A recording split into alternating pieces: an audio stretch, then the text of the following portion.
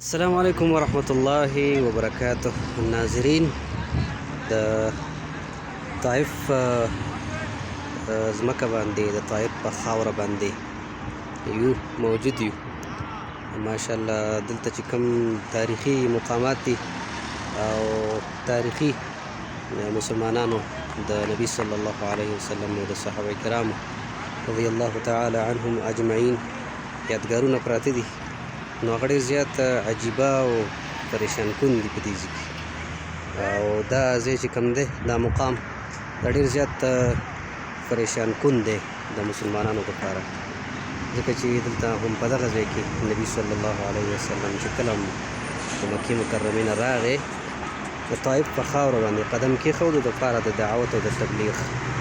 نو دغه بدقسمته خلکو نبي صلی الله علیه وسلم په کاڼو باندې ویشته. دغه مخامخ د رنګ نشان دی، دا د نبي صلی الله علیه وسلم په دغه ځای کې زخمي او له لا حلها شوی. نبي صلی الله علیه وسلم په دغه ځای کې په ګټو په کاڼو باندې ایستلی شوی. دغه د نبي صلی الله علیه وسلم د قیامګاه ده او اخوا دا د نبي صلی الله علیه وسلم منسوب کوی دی چې دلته د دې کوی نه د الله رسول به هم څکلی وي. دا هغه مقامات دي.